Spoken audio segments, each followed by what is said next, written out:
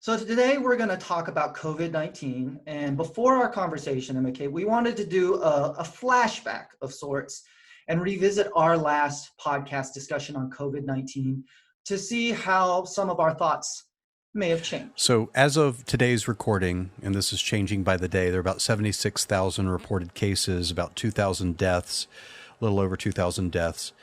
And there have been some days in the last week where there have been fewer reported cases rather than more reported cases. So any guess, and this is speculation, but any guess about, does this thing sort of get contained, or are we looking at, let's say in March, April, this thing is like wildfire? What's your guess looking at? I mean, I guess this is speculative, but what's your thought? I don't think we're over the main peak of this yet, because from my understanding, there's like a 2-week kind of incubation period where you might be symptom free.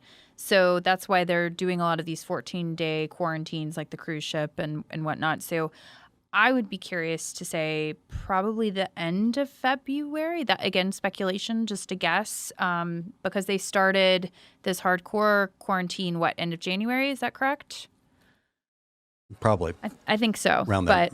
But so that's my guess. But I don't know. I would like to hope, for the sake of everyone, that it is kind of starting to wane a little bit, or waxing. I think we've seen the worst of it, only because China is so brutal that they're able to enforce a quarantine in a way that we probably couldn't do here in the U.S. But I think we've seen the worst of it.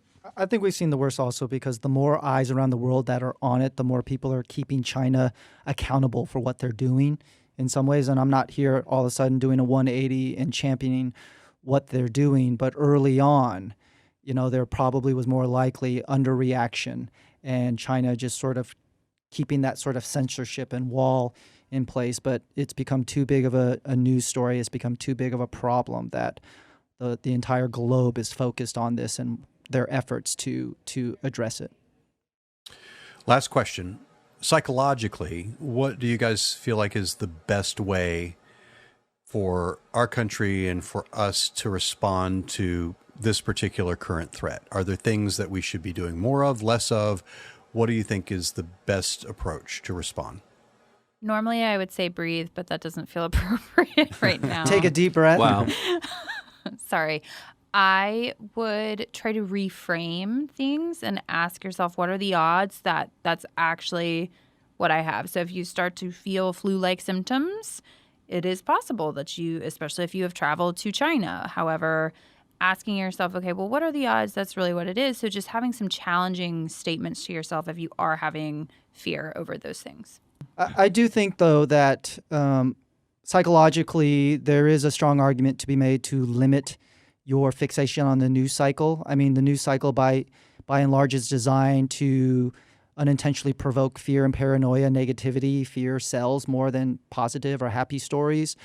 I think the other thing is to really focus on what you can control and influence in your life versus getting really wrapped up by things that are outside of your control, which is that's really a hallmark of anxiety. It's when you just get lost in the things you can't predict or control, and then you miss out on all these things that you can influence and change right in front of you. So, good hygiene. There are things that you can go about today that gives you meaning and purpose and productivity.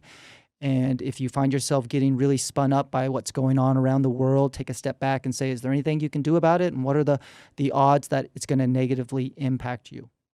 Okay, Emma Kate, talk to me about how much you remember the state of mind you were in when we originally recorded that podcast episode on coronavirus, and what's it like to kind of hear some of our sound bites from that previous episode? Well, it's interesting because I remember thinking it was obviously very serious, and I was doing my best to stay optimistic, but even compared to everyone else on our show, I was the only one thinking, it's going to probably go on a little bit longer than we thought.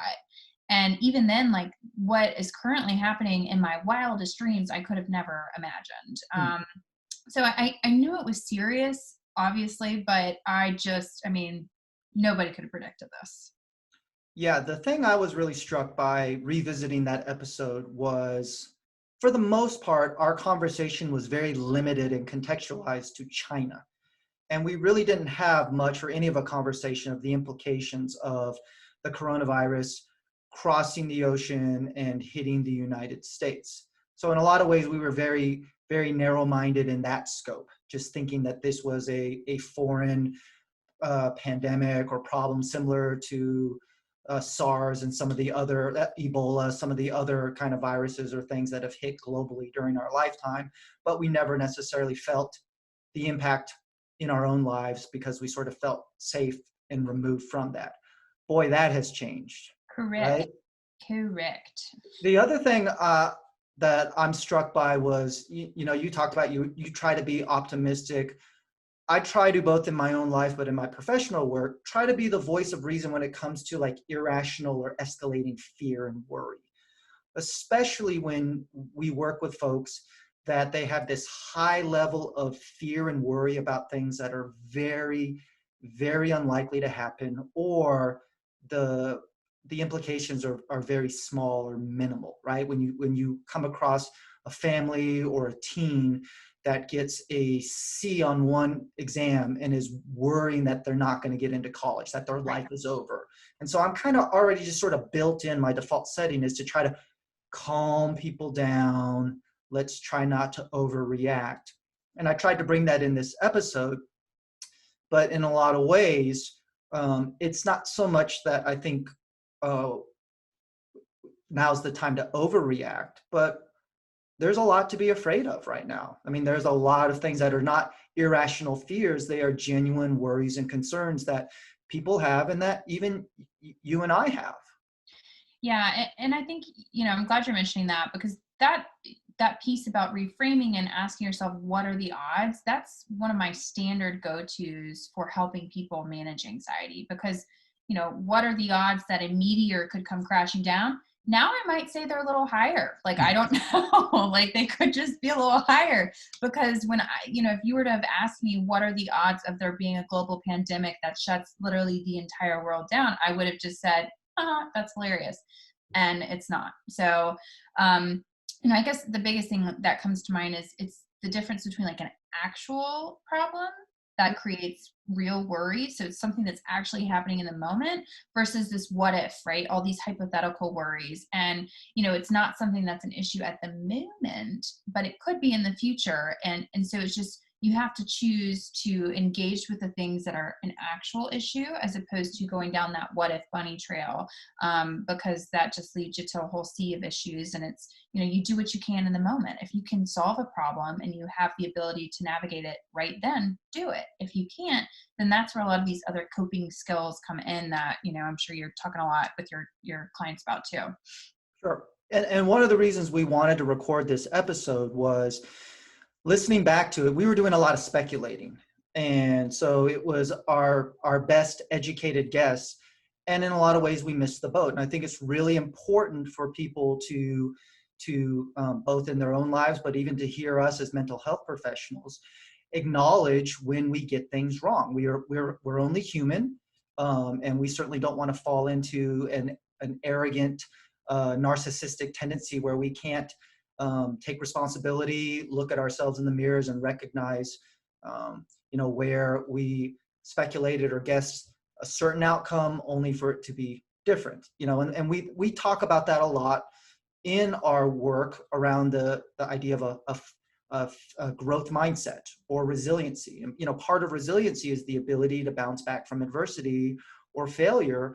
And I think with both of those, resiliency or a growth mindset, that ability to admit when you're wrong, like that's very adaptable, flexible thinking.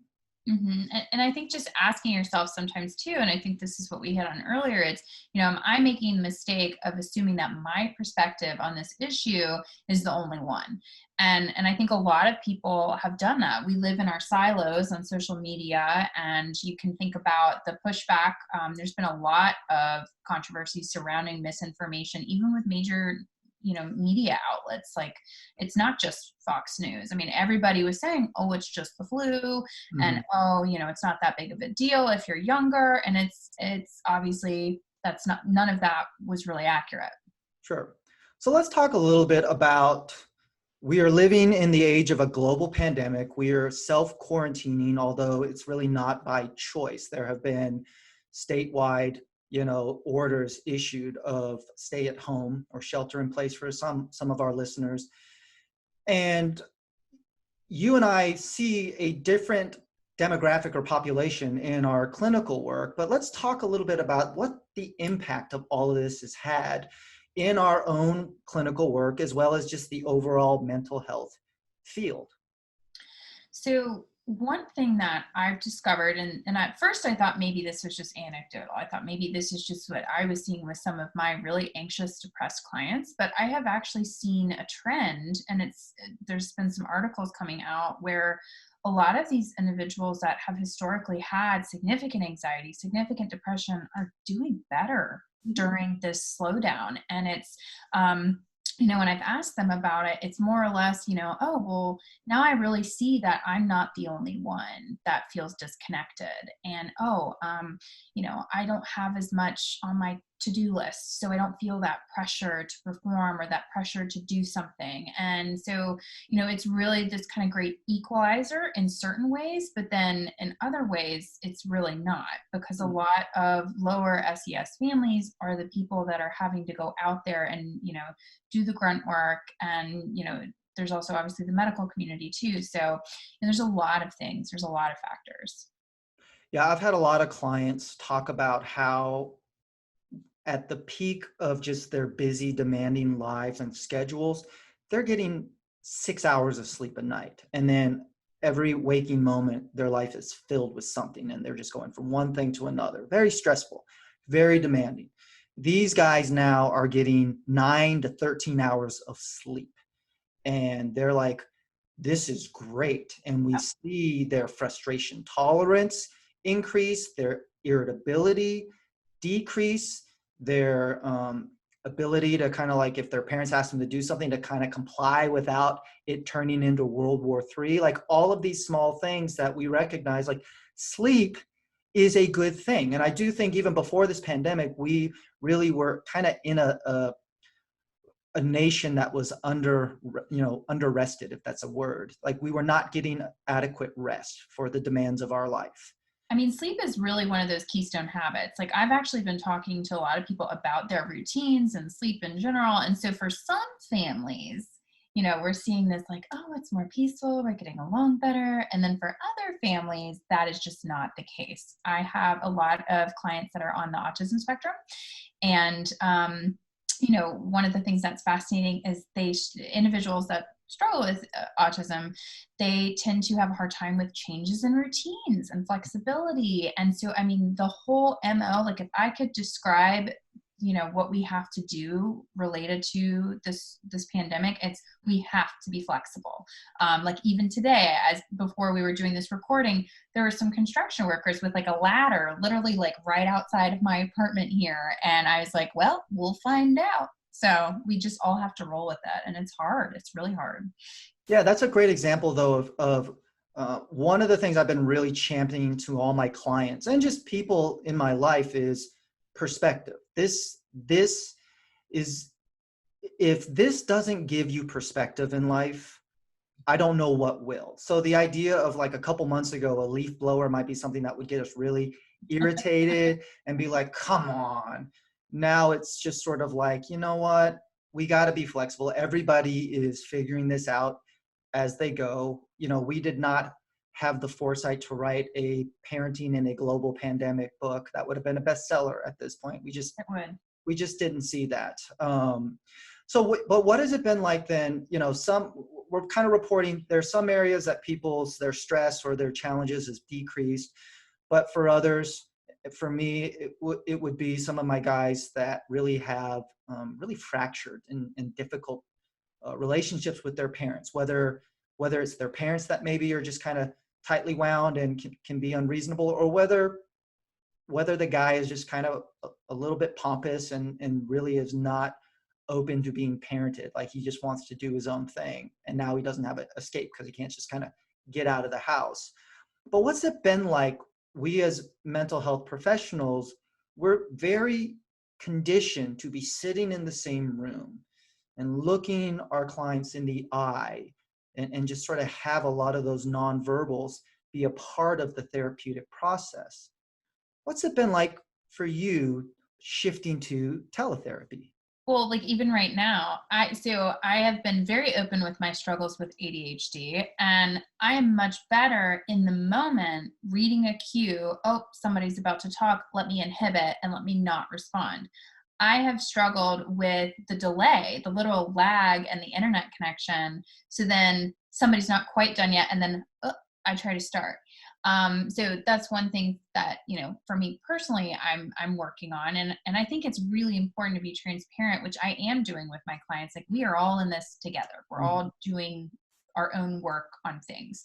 But additionally, there's just that piece where it is a little bit harder to get a sense of, what's somebody's energy, right? Like, how do they, sometimes I'll have a client walk into my room and it's just a knowing. I sense something is off and they haven't even said anything, and it's how they sit down on my sofa, or, so there's a lot of little nuances that get kind of swept away through this digital platform. Yeah, one of the interesting things, because I work primarily with young guys, teenage, young adult guys, and there's a good percentage of the guys that I see, it's not their idea to come and see me. Doesn't mean they're outwardly or actively hostile, but what that usually means is a parent or the school or somebody else has identified that there's a problem or a struggle, and they're either nudging or requiring this guy to come in and talk with somebody. So it's not uncommon for guys to come see me, and they have their guard up. Like they're just they're a little bit protective of like, what's this going to be like? Are we just going to talk about feelings? There can be kind of high levels of embarrassment or shame of like, that's not really a positive thing that a lot of guys sort of see. Like, hey, meet a complete stranger and then just talk about the most embarrassing things or the things that you feel the worst about. And obviously, our training really helps us move around that, right? We don't prey on their biggest fears and worries about therapy. But man, when I'm talking to my guys on teletherapy and they're in their own room, they are so disarmed. They are in an environment that they're very comfortable in. A lot of my guys, they'll be on their bed and they'll just be talking to me, and I'll just get this kind of angle where it's like I can tell if their nose hair needs to be trimmed. Their pets will come in and out. They'll show me their posters or walls, all these other things. And that in some ways makes it feel for my guys like what they do when they're talking to anybody else through FaceTime or other stuff, whether it be family relatives, whether it be friends. So they carry that conversation in that way, in a way that they don't capture in my office. And I agree with that, because I've seen that with a lot of my clients too, where some people are doing their distancing at different locations than their actual homes. Like, I had a kiddo that I was working with where he was outside at their mountain house, and he has like a little stream that's nearby, and so we actually did a little mindfulness where I had him describe, what are you hearing, what are you seeing, what are you feeling, and it was really neat. To have that opportunity that we definitely wouldn't have had access to a stream at my office. And I also think too, just seeing some of the decorations that are up in people's room, it's really cool, because it's another layer to somebody where, maybe you wouldn't talk about this one particular band that they have a poster of. But so I agree. I think it's really neat for people to kind of be in their element, and some people are more comfortable because of that. Yeah, most definitely. So, here on Shrink Tank, we do a lot of exploration and analyzing culture and psychology. So one of the fascinating things that I've observed in this time of physical distancing, self-quarantine, is how celebrities are responding to this and what they're creating on their own, and then what the public embrace or the public backlash of it might be. So I'm curious from your perspective. We started off by talking some of the things that we personally are doing to fill up our time, but what's some of the observations or reactions you have had to seeing how some of the celebrities are making use of their time here in self-quarantine? Yeah, and so I have actually found myself having to be very cautious with how I'm choosing to view certain individuals and their choices, because everybody right now should be prioritizing self-care. And what Mhm. my self-care looks like is going to be different than yours versus Gal Gadot. And I think Gal Gadot doing that song Imagine with a bunch of other celebrities was really a point of contention, where some people are saying, man, like, you are going to be so comfy in your giant mansion, while, here I am, like, with my, two kids at home, single mom, trying to work. And it's just very different realities. So I think it's understandable for people to have some pushback when certain people are going to have a different experience, and it's going to be harder for them to navigate some of the challenges that come up with this. So I find myself having caution Mm. for judging either end, because I come from a philosophy of, I really try to be compassionate to everybody. I'm not perfect at that, but I really do, because I mean, the reality is we're all in this together. Um, but we just have to be cautious about, like, we're not all dealing with it the same way on different levels, if that makes sense. That makes a lot of sense, and that actually almost calls back to what we talked about at the beginning. This idea of adaptability, flexibility, learning, right, from your experiences. And one of the reasons that we focus on pop culture, the entertainments and celebrities, is that we want to humanize them too. They are human as well. Everybody is learning as we go, right? Nobody has really figured this out or prepared of how do you connect with your audience or fans. What do people want during the age of a global pandemic that's different than when everybody's life is just going the normal routine?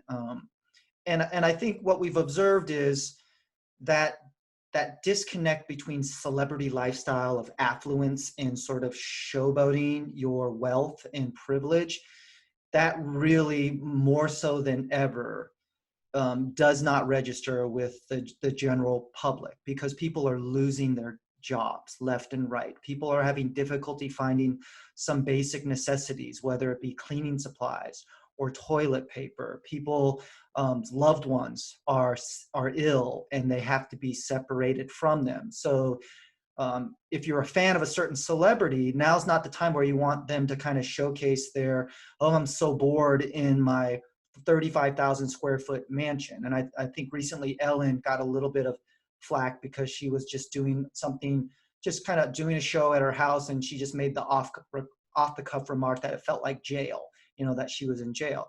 And I don't think that she meant that in a way that it came across as a little insensitive, but that's kind of what you sometimes notice when there's a disconnect between the everyday life of affluence and privilege and celebrity versus my wife and I, we had this conversation recently about seeing some people going grocery shopping and bringing their whole family, bringing a bunch of little kids, and we take for granted that that's a luxury that we have, that we don't have to do that. Not everybody has that luxury. Some people have to really put their children in a higher level of harm or potential harm, because that's the socioeconomic reality that they face. They can't just leave their kids at home. They don't have family or friends that can just sort of watch them. And that's really one of the interesting things that I think is going to come out of this, is that socioeconomic discrepancy is really being highlighted that much more through this time of global pandemic. And I do hope, and again, this is kind of my bleeding optimist. I do hope, I think, I'll be real, this is not going to be easy. I think we're going to have different waves of this, where we're probably going to, get some freedom again, and then back into quarantine, get some freedom again. And, but I do hope that this is eye-opening for people that have a lot of privileges. Like, I've actually been reflecting on my own privilege, and I would imagine you have to an extent too. But it's like we're all having to take time to assess, okay, what really matters here? Like, crap doesn't matter. It's about your safety, about your meeting your basic needs right now, and trying to find some value and some sense of meaning in all of this if you can. At least that's something that I try to do, and I try to encourage people, because otherwise it's, what's the point? And the reality is, life is very fragile, and that is really what I've kind of taken away from this. And I know for long time listeners, I've shared, I have had cancer, so I almost died there. My house burned down when I was in grad school. I've had a broken engagement, and now I'm married happily. I have a fantastic job, great coworkers, but it's about, certain things just don't matter. And I think now we're really starting to see what actually does matter. And it's about time with the people we care about. And it's like, oh, well, we don't have as much of that. So we're craving it. We're working on trying to find that. So it's hard. I don't know. Well, and I do think that maybe just celebrity for celebrity's sake is something right now that it's like that self-promotion. It can be a little bit more off-putting to the general public than maybe our tolerance when everyday life is going on. I think in a lot of ways, the average American right now, the average citizen around the world, what they crave for is more stories of volunteer service from celebrities. So you think about John Krasinski, who's been doing his Some Good News kind of show where he highlights positive things, even with everyday people, not just celebrities, but just reminding us in this time that there is still good, that optimism and hope still is alive. We just maybe have to look for it because our brain maybe is wired to just sort of be inundated of the things that are worrisome or scary or different. And then you hear other stories like Taylor Swift paying for healthcare and other stuff for other people. I think that's really what people are going to connect with celebrities and those of privilege right now, is how they recognize that and they're trying to do their part to help others that through circumstances and other reasons are really, really struggling. And so you separate sort of like the celebrity from the person. But I think also right now is a great opportunity for us to separate celebrity from the arts, because think about what would be going on right now in terms of people's coping or outlets if we didn't have film, if we didn't have television, if we didn't have music, books, video games, all of those, or just even online museums and things that are curating the importance of the arts in people's lives, when we cannot just spend our evenings or weekends just in the company of people that we care about and love. Yeah, I think there's so many kind of different areas where people really are getting creative in terms of, okay, it's not just your Netflix. Like I did a virtual tour of a museum, and like getting to do things like that though is really important. And kind of speaking back to that celebrity piece with the privilege and kind of giving to others, Twitter CEO is donating $1 billion of his personal net worth. Even then I feel like there's some, controversy around that, because it's like, well, how did he get his billions of dollars? Because, he's kind of used our own personal data from Twitter. But I think that's when people are missing the point. It's like, this is somebody that can do something, so let's get them to do it. And let's focus on the fact that they are making an effort. And I am hopeful that we will see a lot more of that from a lot of our celebrities. So we'll find out though. We'll find out. We will. And yeah, I've been watching a lot of films. I've been listening to a lot of music, and I have time. The thing is I have time to better myself through exercise and yoga. I have time to have family time. I have enough time to have these personal outlets and things that I enjoy, and I have enough time to get rest and do my work. Those things in the past where my reason or excuse was always I don't have enough time, like right now, most of that goes out the window. The only valid reason or excuse for not doing things right now is if I am legally forbidden to do so. Well, and I do want to provide like a different lens on that too, because I think some people are coming at this from, and I think we mentioned this previously, it's like, you don't have to write a best-selling novel during the quarantine right now. You don't need to lose 15 pounds and come out completely ripped and jacked. I mean, if you want to sit on your butt and binge watch The Tiger King, by all means, please do it. Please do it. Yes. And I've been talking with a lot of people about, especially being a teen, being a kid going through this has got to suck. Oh, yeah. This has got to suck you're a kid. And so I've been telling parents, go easy on your kids. Yep.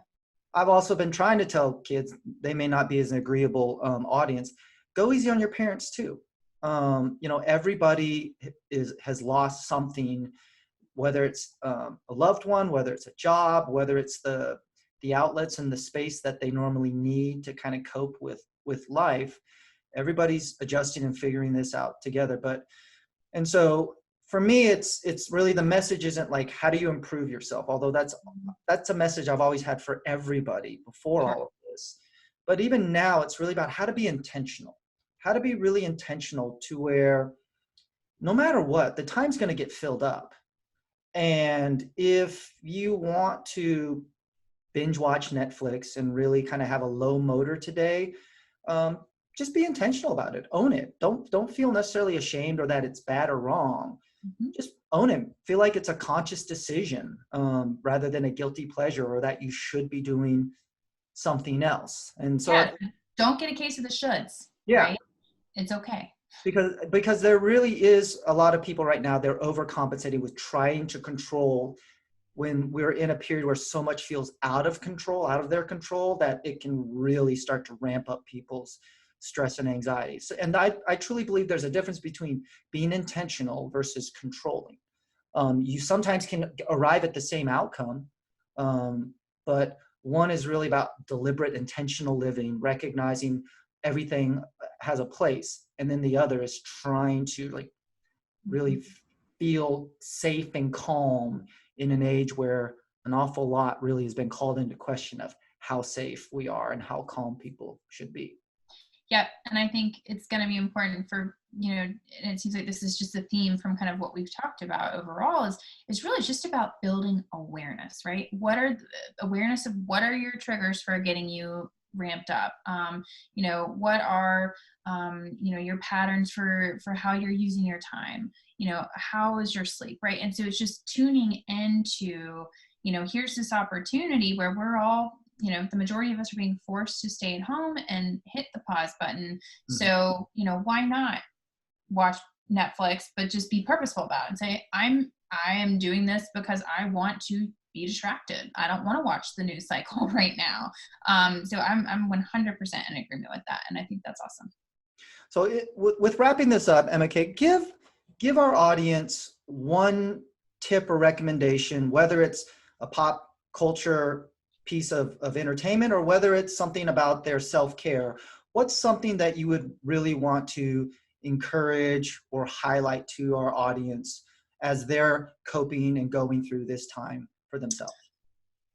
I think that the biggest thing is to just be compassionate to not just yourself, but to others.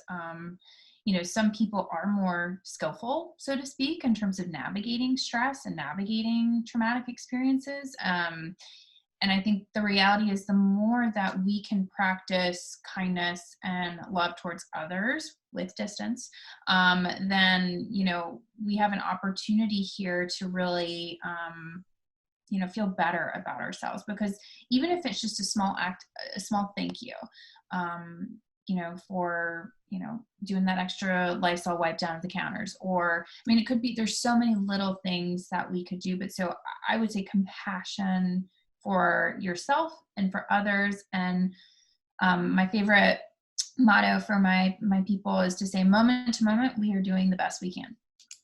That's great. I would encourage people to practice open-mindedness. And that really kind of goes with that flexibility, but allow yourself to be surprised by yourself or other people. A lot of things that I really enjoy and value in my life, I'm not able to really experience right now. And so in some ways, life can feel a little smaller or a little limiting for a lot of people right now. But if you have an open mind, if you practice that as an outlook, as a mindset, there's an awful lot of things that you can discover and experience. Maybe discover that you like, maybe discover that you're good at it, or find one of those sweet things in life, those things where you're good at it and you really like it. I tell all my clients, whether they're 15 or 50, believe it or not, you still don't know yet all the things that you like or could be good at, or you haven't found everything, that those sweet things in life where you like it and you're good at it. But those things rarely find you. You have to really be open-minded and open yourself up for those experiences. Now more than any is an opportunity to be open-minded.